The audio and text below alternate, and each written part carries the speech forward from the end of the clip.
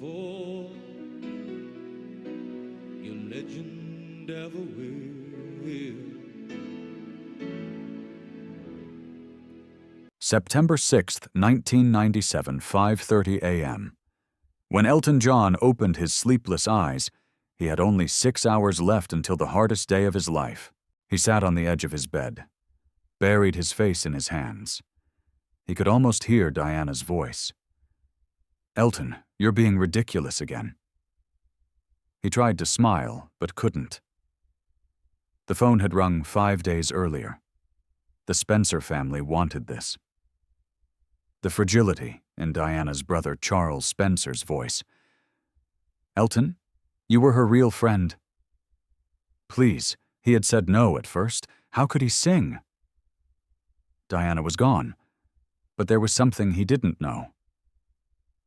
To understand the real face of this story, we need to go back 3 days. September 3rd, Wednesday night. Elton was sitting in his home music room with David Furnish. The sheet music for Candle in the Wind was in front of them. "Can we rewrite this for Diana?" he had asked Bernie Taupin over the phone. Bernie's answer was clear. "Of course. But Elton, can you handle it?" He couldn't sleep that night. He thought about the moments he'd shared with Diana. Her laughter, the stories she told about her children, the times they shared their loneliness. But what happened the next morning shook him even more. Bernie's new lyrics had arrived. It started with "England's Rose." When he read them, he started crying. "How am I going to sing this?" he asked himself. This is where the real difficulty began. September 4th evening, he was doing his final rehearsal at home. He tried to sing the first verse. "Goodbye, England's rose. May you ever grow in our hearts." His voice broke. Tears came. He stopped. David Furnish sat next to him. "Maybe someone else should sing it." "No," said Elton. "Diana wanted this.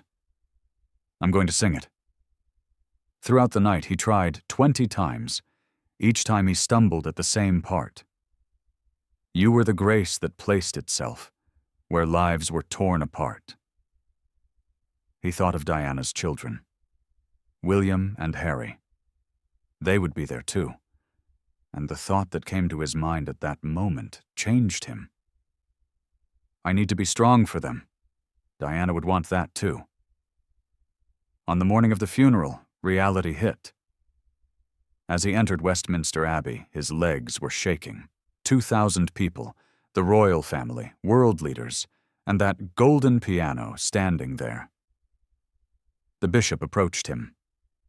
"Sir Elton, are there any changes you'd like?" "No," he replied, but inside he thought, "Yes, I want to run away." He sat at the piano, touched the keys. They were cold. Diana's photograph came alive before his eyes. Her smiling face, her moments with the children. But what he saw right then shook him. William and Harry were sitting in the front row. William was 15, Harry 12. Both were leaning against their father, looking at him with lost eyes. "Diana, give me strength," he whispered. And then the music began. Elton placed his hands on the keys.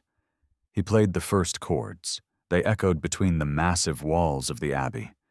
He took a breath, thought of Diana, and began to sing, "Goodbye, England's Rose."